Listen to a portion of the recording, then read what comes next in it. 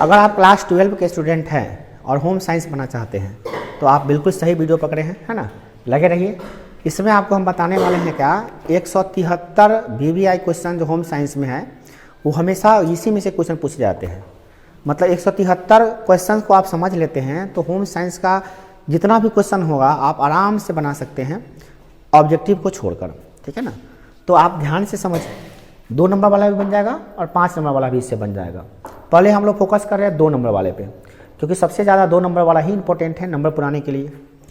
तो home science जो होता है ना, एक अवधारणा बना हुआ हम लोगों का क्या कि होम साइंस सिर्फ लड़कियों का ही एक सब्जेक्ट होता है जिसमें लड़कियां खाना बनाना शायद सीखती होगी।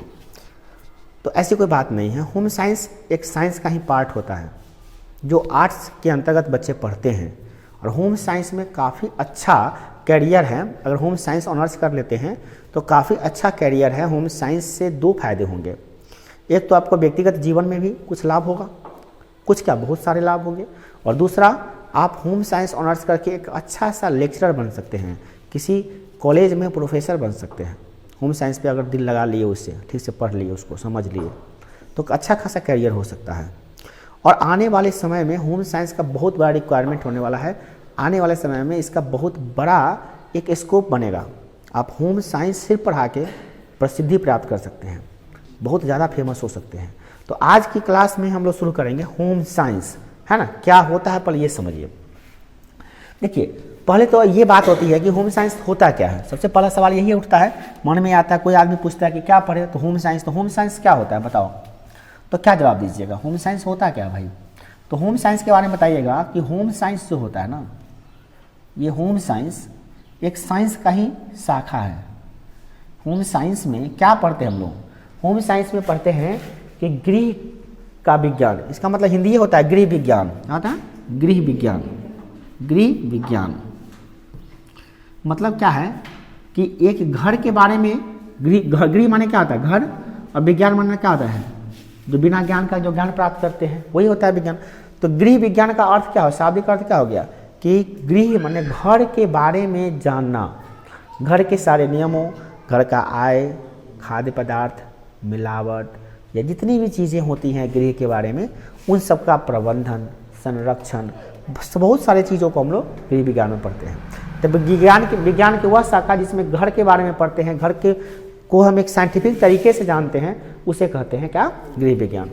आप लोग बोलिएगा नहीं, आराम से लिखिए। क्या हुआ, ना लिख रहे हैं, आराम से लिखिए, हल्ला बात नहीं कीजिएगा तो हमको एडिट करना पड़ेगा, फिर काटकुट करना पड़ेगा आवाज़, इसलिए शांति से रहिएगा तो हम आराम से पढ़ाएंगे, डायरेक्ट डाल देंगे। देखिए, सबसे पहला जो VVI क्वेश्चन है वो क्या है, गृह विज्ञान शिक्षा से क्या लाभ है। पहला परीक्षा में यही पूछता है। देखिए, तो ये पहले बात यह है कि गृह विज्ञान शिक्षा से क्या लाभ है, गृह विज्ञान से क्या लाभ होता है ना। What is the benefits of home science, home science का क्या बेनिफिट्स है। तो इसका आंसर है गृह विज्ञान विषय में हम सीखते हैं आहार के बारे में, जो खाना खाते हो, पोषण, किसको कितना पोषण मिलना चाहिए उसके बारे में, स्वास्थ्य, कैसे लोगों का स्वास्थ्य, घर में परिवार में जो लोग हैं उसका स्वास्थ्य कैसे अच्छा रहेगा, उनके स्वास्थ्य के बारे में, कौन सा टीका कब दिलाना है, ये सब पढ़ते हैं। साफ सफाई के बारे में पढ़ते हैं, गृह को कैसे साफ सफाई रखा जाए, कैसे अच्छा रखा जाए। शिशु कल्याण, जो बच्चे हैं घर में उनका कैसे कल्याण होगा उसके बारे में पढ़ते हैं, इत्यादि का वैज्ञानिक ज्ञान दिया जाता है। ऐसे नहीं कि घर की सफाई जैसे मनुष्य कर दिए, जैसे मनो वैसे कर लीजिए, पोषण जो मने वो खिला दिए, जो मने खाना वो बना दिए, जो उसको माने जो दे दिए, ऐसे बात नहीं। वैज्ञानिक तरीके से जो सिखाया जाता है वही है गृह विज्ञान। इसमें ज्ञान मिलता है, वैज्ञानिक ज्ञान, साइंटिफिक मेथड, जिससे यह व्यक्ति प्रतिदिन के प्रत्येक कार्यों को वैज्ञानिक रूप से कर सकते हैं। कोई काम को वैज्ञानिक तरीके से कैसे करिएगा। एक जो औरत है, महिला है, जिसको कहा जाता है आलू की सब्जी बनाओ, तो क्या करती है, एक महिला क्या है कि आलू को काट लेती है भुजिया पतला पतला, तब उसको धोती है पानी में। आप गौर कीजिएगा, जब आलू को काट के धोते हैं पानी में तो उसमें बहुत सारा गाढ़ा गाढ़ा चीज़ बन जाएगा। देखिए, पानी का कलर भी चेंज होने लगेगा, है ना। वो आप देखिए क्या किए, आलू का जो पोषक तत्व है वो पानी में बहा दिए आप, और आप जो बना रहे हैं खाना उसको भी खूब फ्राई करके एकदम लाल लाल कर दिए, एकदम कुरकुरा बना दिया, उसको दे रहे हैं भुजिया खाने के लिए। आलू की सब्जी खाइए, भुजिया खाइए, उस आलू की भुजिया में पोषक तत्व खाइए नहीं है, वो तो आप लकड़ी खिला रहे हैं स्वाद के लिए, बल्कि स्वाद है, खाइए वो। आप मेन चीज़ तो दहा दिए पोषक तत्व।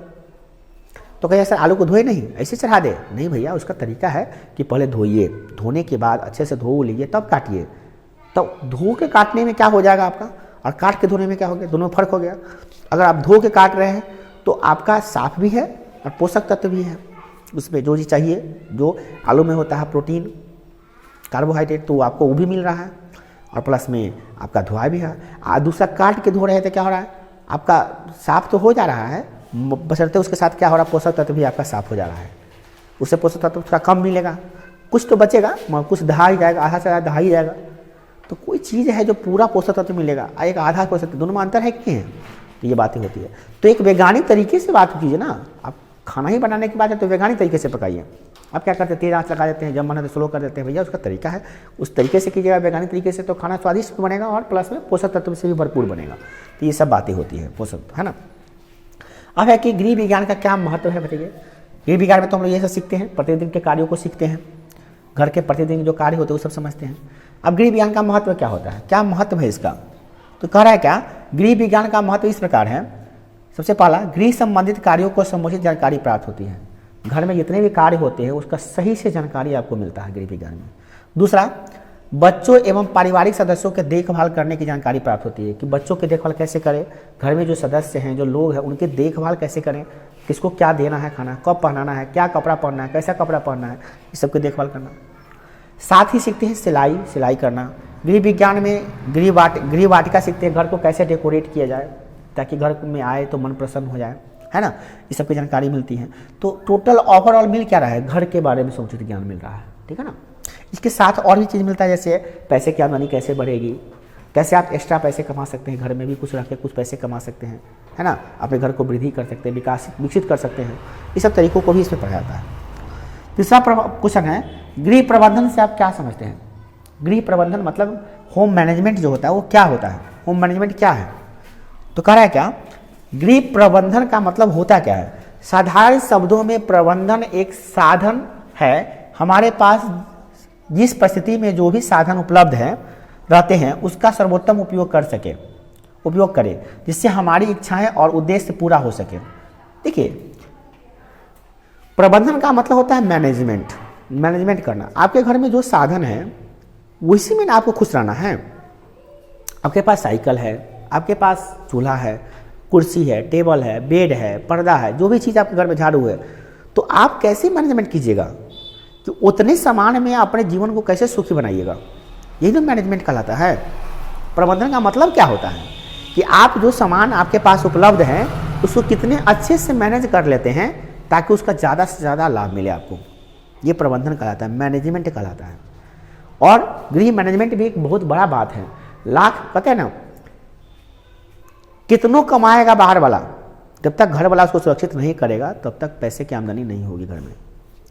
घर में संस बरकत सुनते होइएगा, आप गाँव देहात में महिला सब कहती है घर में तभी संस बरकत होता है जब महिलाएं जो होती है, घर की औरतें अच्छी होती हैं। घर के पुरुष जो होते हैं वो बाहर से कमा के लाते हैं और महिला उसका अरेंजमेंट करके उसको सुख प्रदान करती है, खाना देती है, उसका जो घर का डेकोरेशन होता है, शांति मिलता है।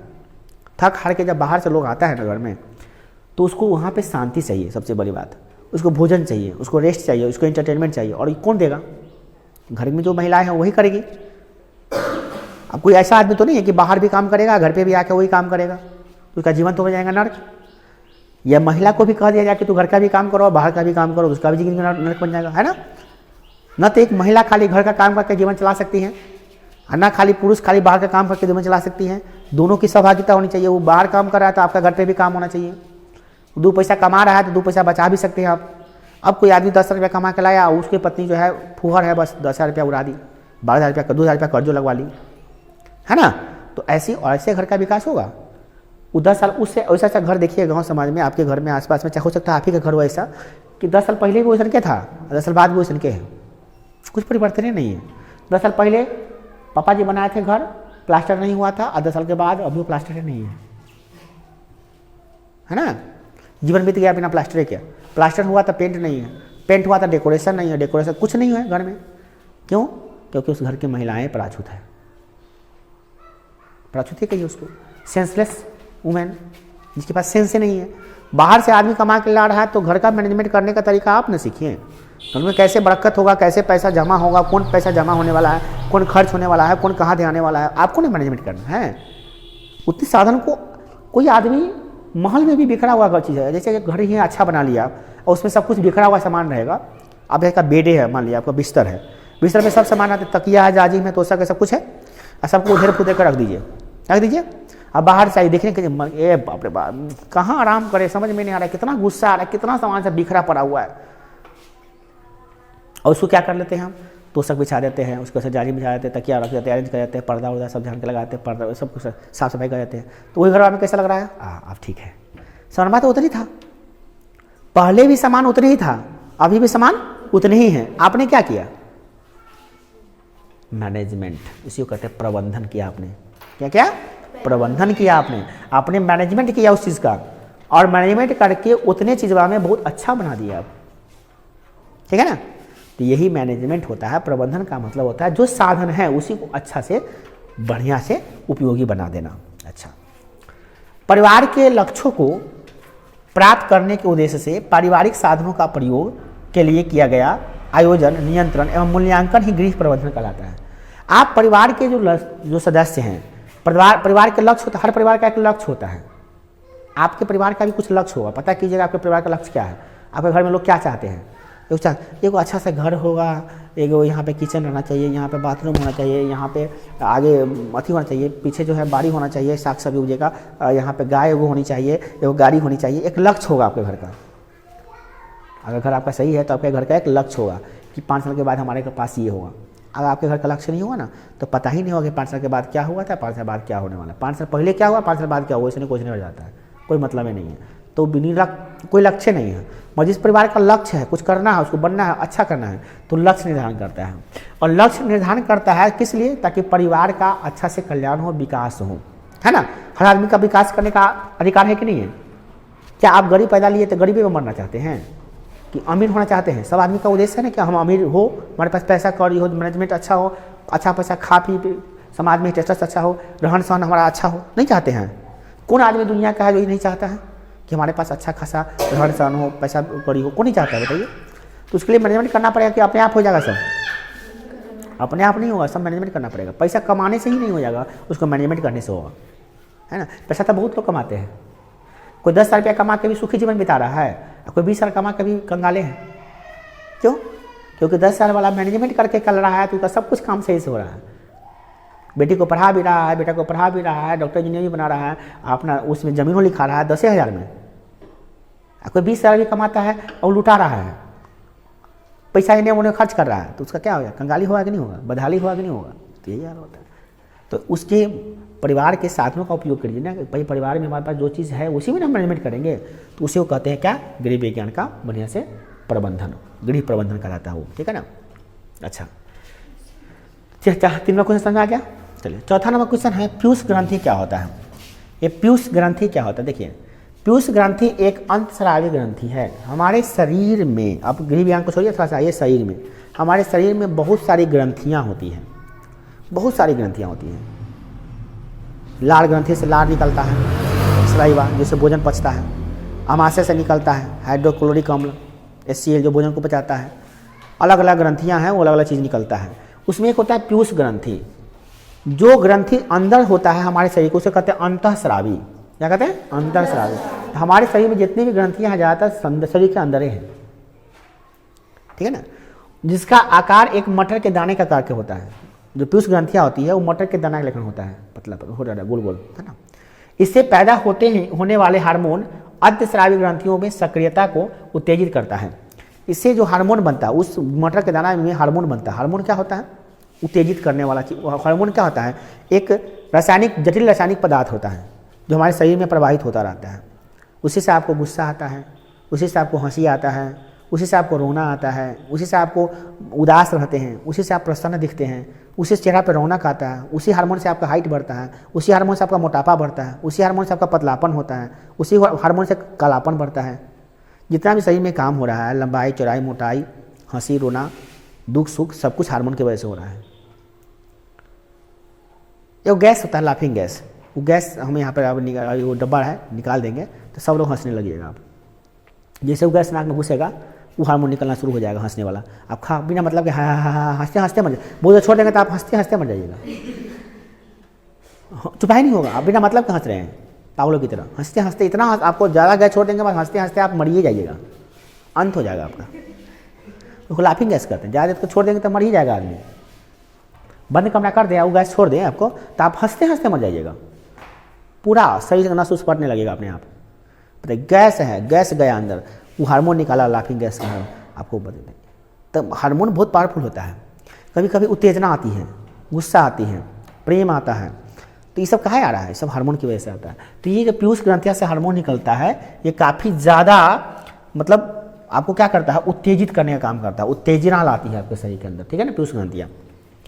अच्छा, इस मास्टर ग्रंथि, इसे मास्टर ग्रंथि भी कहते हैं, क्योंकि ये बहुत ज़्यादा उत्तेजना लाती है, शरीर में उत्तेजना को कंट्रोल करती है।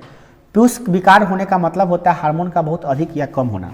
जब आपके शरीर से पीयूष ग्रंथि से जितना हार्मोन चाहिए उतना निकलता है तो आप ठीक ठाक हैं, और उससे ज़्यादा निकल रहा है, उससे कम निकल रहा है तो आप बीमार हो जाइएगा, आप खराब हो जाइएगा, आपका शरीर खराब हो जाएगा, आपका उत्तेजना ही नहीं रहेगा, कंट्रोल ही नहीं रहेगा आपको। बात बात पे मान लो आपको कुछ ज़्यादा ही निकल रहा है तो बात बात पे बिना मतलब है गुस्सा पीट रहे हैं आप, अच्छो बात करने पे पिन पिनाते हैं आप, क्यों पिन पिना रहे हैं, हार्मोन ही निकल रहा है आपके अंदर पिन पिनाने वाला, तो क्या कीजिएगा आप, है ना। अब किसी का हार्मोन है एकदम शांत है, जिसके कारण से बीपी एकदम लो है, और मारने का दिन आते हैं, कोई गाली दे जाता है, शांति रहता है, वो गुस्से नहीं आ रहा है, पिन पिना ही नहीं रहा है, देखो ये होता है। किसी का बैलेंस है, भैया गुस्साने वाला बात पे गुस्सा रहा है, हंसने वाला बात पे हंस रहा है, रोने वाला बात पे रो रहा है, तो ये ग्रंथियाँ के हिसाब से होता है। अगर सही से निकल रहा है आपका हार्मोन तो आप बैलेंस रहिएगा, हंसने वाला बात पे ही हंसेगा, बिना मतलब हंसने वाला बात पे नहीं हंसी लगेगा आपको। और जब यही ज़्यादा कम हो जाएगा ना तो आपको परेशानी होना शुरू हो जाएगा। तो हार्मोन बैलेंस। अच्छा, हार्मोन कैसे बनता है, खाना कैसे बनता है, जैसा खाना खाइएगा उसी हार्मोन का रिलीज होगा, है ना। एक हार्मोन ही होता है जिससे प्रवृत्ति बढ़ता है, हर चीज़ का प्रवृत्ति बढ़ता है, उत्तेजना लाती है। एक हार्मोन होता है जो आप पढ़े हुए हार्मोन वगैरह होता है जिससे उत्तेजना आती है, कभी आता है किसी से प्रेम आने लगता है, किसी पे दया आने लगती है आपको, कभी कभी किसी से नफरत होने लगता है। जैसे आप गंदे जगह पे जाते हैं जहाँ नाली है, बदबू देता है ना, वहाँ पे आप जाइएगा जहाँ पे गंदगी चारों तरफ गंदगी ही गंदगी है, नाले हैं, अब बदबू ही बदबू है, वहाँ पे जाके क्या आपको अच्छा वाला हार्मोन निकलेगा। वहाँ पे जाके देखिएगा, जैसे आँख देखिएगा बदबू तो गुछेगा, बस वो हार्मोन निकलना शुरू हो जाएगा, आपको घिन बनने लगेगा, खिची खिची करेगा, भाग भाग भाग यहाँ से, देखो तो बैठने ना बैठना, बैठे बड़ा गंदगी, भाग यहाँ से, क्यों गंदगी है ना, क्यों आ रहा है भैया, इतने सुगंध गया, बदबू गया, समझ में आ गया, हार्मोन निकला, आपको घिरना आने लगा। ठीक है, दूसरा जगह देते हैं जहाँ पे एकदम सुंदर वातावरण है, पार्क है, रंग बिरंगे फूल है, पक्षी चहचहा रहे हैं, झरने गिर रहे हैं, पानी बह रहा है, वहाँ पे जाते बैठ जाते हैं 10 मिनट बैठने लगे, 15 मिनट और 10 मिनट और बैठ जाते हैं, अच्छा लग रहा है, बहुत अच्छा लग रहा है, मन प्रसन्न हो रहा है, क्यों, अच्छा वातावरण था, वो अच्छा वाला हार्मोन निकला तो आपको प्रेम आने लगा, उस जगह से प्रेम होने लगा, आप कहने और थोड़ा देर और बैठ जाते हैं, बड़ा अच्छा लग रहा है, साफ सुथरा है। अभी क्लासवा है ना, ये क्लासवा में हम खूब गंदगी कर देते हैं, पूरा जगह खा पी के सब गिराया, कागज लगाए थे, खूब लगाए थे, इस क्लास मन गिनी करेगा, ऐसे वो साफ सुथरा करके वो फूल लगा रहे थे, बढ़िया से कुछ लगाए थे, अच्छा लग रहा है, शांत लग रहा है, क्या बात है भाई, क्योंकि आपका हार्मोन को वहीं से कंट्रोल किया जा रहा है, समझिए ना। तो हार्मोन बहुत अच्छी चीज़ होती है जब अच्छा मात्रा में निकलता है, ठीक है ना। पांचवा है मासिक धर्म क्या होता है। मासिक धर्म के बारे में आप 10th में पढ़े थे, 10th में पूरी तरह से आप जाने थे कि मासिक धर्म होता क्या है, रजो धर्म जिससे कहते हैं आप। तो ये होता क्या है कि आपको इसके बारे में इस बार ये पूछा था क्वेश्चन, थोड़ा सा बता देते हैं कि स्त्री का जो गर्भाशय होता है त्रिभुजाकार होता है, ठीक है ना, त्रिभुजाकार स्त्री का गर्भाशय होता है, ठीक है। और इसमें जो होता है ये फिलोपियन ट्यूब होता है, ये होता क्या होता है, फिलोपियन ट्यूब, यह होता है अंडाशय, ये फिलोपियन ट्यूब होता है, ये होता है यहाँ पे क्या, अंडाशय, ठीक है, इससे जुड़ा होता है ऐसे अंडाशय, ठीक है। ये गर्भाशय होता है, गर्भाशय की ऐसे भित्तियाँ होती है, इस भित्तियों में ऐसे मांसल संरचनाएं जुड़ी रहती है, ठीक है ना, ये मांसल संरचना जुड़ी रहती है। अब ये जो गर्भाशय होता है इसमें क्या होता है, अंडाणु से प्रत्येक माह में, प्रत्येक महीना में एक अंडाणु से अंडाणु निकलता है इसमें से, ठीक है ना, अंडाशय से वो अंडाणु निकलता है, ठीक है। ये अंडाशय से अंडाणु निकलता है तो ये निकल के यहाँ पे आता है, फिलोपियन ट्यूब में आता है, यहाँ पे इंतजार कर रहा है, ठीक है। अब जब संभोग की क्रिया होती है, यानी कि जब सेक्स की क्रिया होती है तो यहाँ पे क्या होता है, पुरुष का शुक्राणु यहाँ प्रवेश करता है, इसी से होकर जाता है शुक्राणु, ये शुक्राणु पहुँचते पहुँचते चला गया कहाँ पे, यहाँ पे आ गया, और ये अंडाणु से मिल गया। तो जब अंडाणु से शुक्राणु मिल गया तो क्या हो गया, एक गर्भ का निषेचन हो गया, मतलब क्या हो गया, वहाँ पे एक भ्रूण का निर्माण हुआ, भ्रूण का निर्माण हुआ, और ये जो भ्रूण बना यहाँ पे, ये आ गया गर्भाशय में, गर्भाशय में आ गया, तो यहाँ पे इसका हाथ पाँव नाक सब बनेगा यहाँ पे, और गर्भाशय में 9 महीना तक इसका विकास होगा, शिशु का निर्माण होगा, ठीक है, बच्चे का निर्माण होगा। ये कब हुआ? जब यहाँ पे संभोग की क्रिया हुआ, आई मीन जब सेक्स की क्रिया हुआ, संभोग की क्रिया हुआ, तब जाके ये शुक्राणु पहुंचा और अंडाणु को निषेचित किया, तब जाके यहाँ पे भ्रूण का विकास हुआ 9 महीना तक। मगर हर समय हर एज में लड़कियों का शादी थोड़ी ना हो रहा था कि संभोग होएगा या सेक्सुअल क्रिया होगा, नहीं होगा। शादी से पहले तो सेक्सुअल क्रिया इंडिया में है ही नहीं। तो अगर इससे पहले मान लीजिए उस समय, मान लिए कि जिस समय संभोग नहीं हुआ, अंडाणु तो निकला हुआ है, अंडाणु तो निकला हुआ, संभोग नहीं हुआ, सेक्स नहीं हुआ, तो शुक्राणु अंडाणु से मिलेगा नहीं मिलेगा। तो उस अंडाणु जो है यहाँ पे आकर वेट कर रहा है, यहाँ पे अंडाणु आकर क्या कर रहा है? वेट कर रहा है, मगर यहाँ पे शुक्राणु आया ही नहीं। अब क्या होगा? बोलिए अब क्या होगा? यहाँ पे शुक्राणु, अंडाणु यहाँ पे वेट कर रहा है और शुक्राणु यहाँ से आया ही नहीं, क्योंकि संभोग की क्रिया नहीं हुआ। तो होता क्या है कि जब अंडाणु यहाँ से आकर, अंडाशय से अंडाणु निकल कर यहाँ पे फैलोपियन ट्यूब में रुकता है, उसी क्रम में गर्भाशय में मांस का परत बनता है। क्यों बनता है मांस का परत? क्योंकि यहाँ पे बच्चा आने वाला है गर्भ में।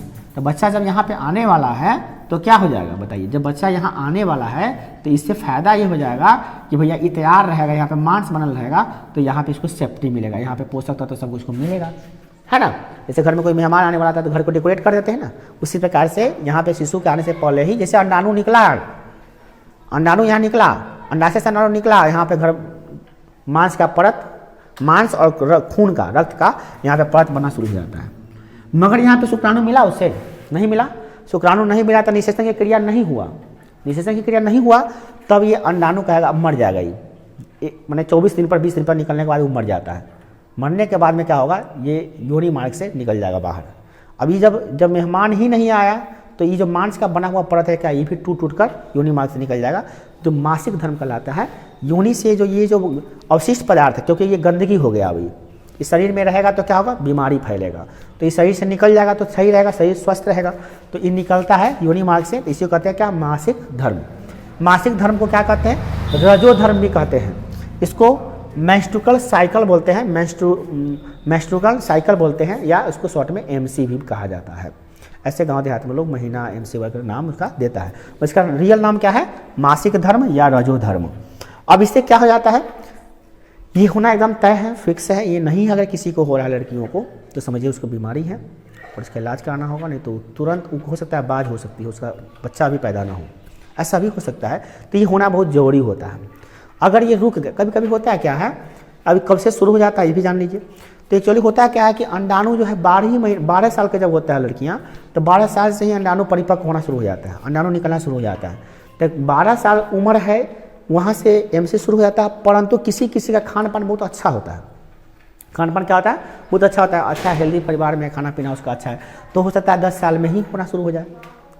किसी किसी का शरीर जो होता है थोड़ा सा वीक होता है, कमज़ोर होता है, जिसके शरीर में कमी होती है खून की, तो कभी कभी क्या होता है, ये साइकिल 14 साल पे 5 साल पे भी होता है शुरू। तो हो सकता है 10 साल पे भी हो जाए, 9 साल पे भी हो जाए, 12 साल पे हो जाए, या 15 साल पे भी हो सकता है। अब कभी कभी क्या होता है किसी किसी लड़कियों के केस में कि हर महीने नहीं होकर अतरा भी लेता है, कभी 1.5 महीना पे भी 2 महीना पे हो जाता है, तो उसको बीमारी है, कमजोरी है, इसलिए ऐसा गड़बड़ी हुआ है। उनको क्या करना चाहिए? लेडीज़ जो डॉक्टर है उनसे संपर्क करना चाहिए और इलाज करवा लेना चाहिए। नहीं हो रहा है तो क्योंकि बहुत बड़ी समस्या हो सकती है आगे चल के। तो ये बहुत अच्छी चीज़ें होती है अगर हर महीने हो रही है तो, ठीक है।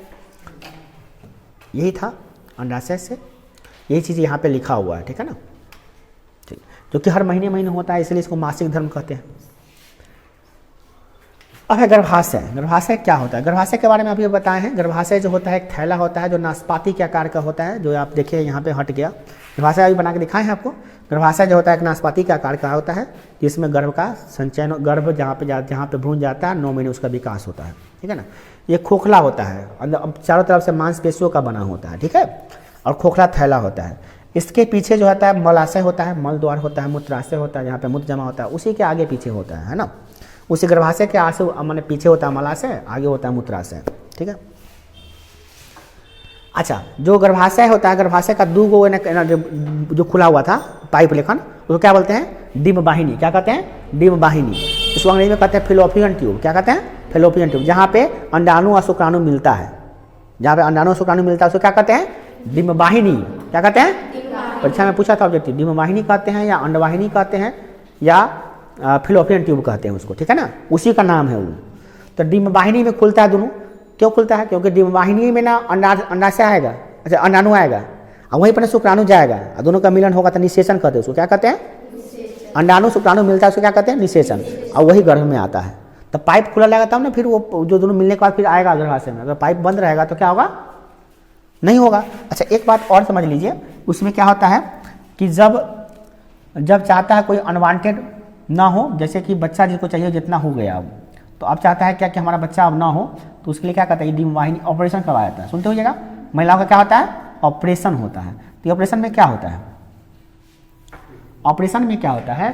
पेट को चीर दिया जाता है। चीरने के बाद यही पाइप जो था डिम्ब वाहिनी को इसको काट दिया जाता है, ऐसे काट दिया और काट के इसको धागा से यहाँ बांध दिया, इसको यहाँ बांध दिया और इसको भी काट दिया, मतलब इसको भी यहाँ बांध दिया, यहाँ पे बांध दिया धागा से। अब अंडाशय से अंडाणु निकला यहीं पर रहेगा। अब शुक्राणु आएगा तो यहाँ यहीं पर रहेगा। अब शुक्राणु अंडाणु मिलेगा कभी? नहीं मिलेगा। तो ना शुक्राणु अंडाणु मिली है ना निषेचन की क्रिया हुई है, ना बच्चा पैदा हुई है। तो बस ऑपरेशन के बाद बेफिक्र हो जाएगा। तो यही होता है ऑपरेशन, ठीक है। अंडवाहिनी, अब सवाल आपका उठता है, सबसे पहला सवाल कि निषेचन की क्रिया कहाँ होती है? तो अंडवाहिनी में या डिम्ब वाहिनी में या फिलोपियन ट्यूब में, तीनों नाम उसी का है, ठीक है ना। ऑप्शन देख लीजिएगा। दूसरी नंबर बात कि ये हो गया, बस इतना ही है, बस इतना ही होता है, ठीक है ना। ऑपरेशन के समय में क्या काट दिया जाता है? तो डिम्ब वाहिनी को काट दिया जाता है, ऐसे काट दिया बस, अब जाना आना बंद हो गया, इनकमिंग आउटगोइंग दोनों बंद हो चुका है ना। तो ये हो गया आपका। तो आज हो गया 6 तक, ठीक है ना। 6 तक बताएंगे, आप लोग लिखिएगा क्या?